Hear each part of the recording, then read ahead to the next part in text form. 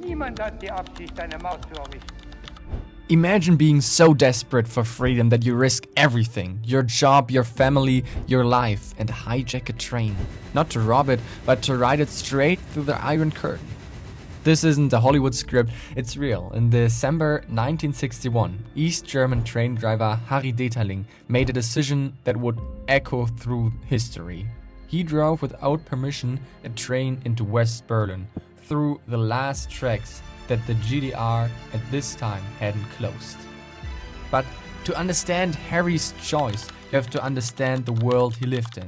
A world split in two after the Second World War, where the Soviet-controlled East became the German Democratic Republic and the socialist state ruled by fear and surveillance.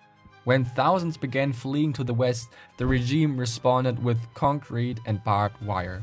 In August 1961, the Berlin Wall rose.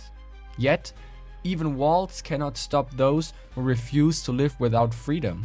Thousands tried to escape, many died, but some, like Harry Deterling, made it. And today, I'll tell you how one man, one train, and one impossible dream escaped an entire regime.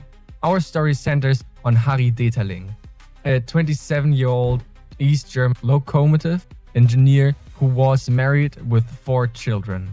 Deterling and his wife Ingrid did not want to raise their family under an oppressive regime. Early in December 1961, railway employees heard that a still open rail connection leading from East Germany into West Berlin would soon be closed. Deterling, passionate to use that line to flee, told relatives and friends, "The last train to freedom departs today at 7:33 p.m. The plan was bold. Deterling knew of a disused track near Albrechtshof, the East German terminus where the wall was not yet completely sealed. If he could reach the gap before the guards closed it, a heavy steam locomotive might smash through the rudimentary barrier. So his plan to reach the freedom took place. To check whether it was possible to drive this route, he drove it the days before. On the evening of the 5th of December 1961, Deterling prepared a passenger train. He and his stoker, Hartmut Lichy, climbed into the coal tender for protection when they crossed the borders, while passengers who had been told about the escape lay on the floor. At 8:50 p.m., the train passed Albrechtshof station, picked up speed and headed for the border. Deterling deliberately ignored signals to slow down and pushed it to the full power. Amazingly, no shots were fired. The train screeched to a halt in Berlin's Spandau district, allowing Deterling, Ingrid and their 4 children to disembark along with other 20 escapees.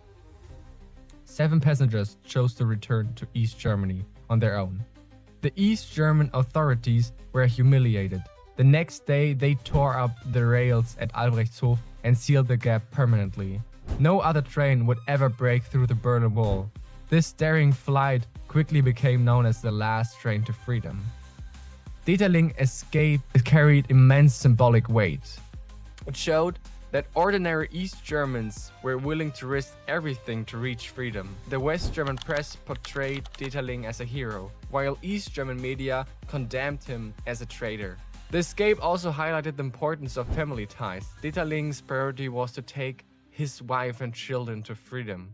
Harry Deterling started a new life as a train conductor in West Germany. His story was so inspiring that they even made a film about him.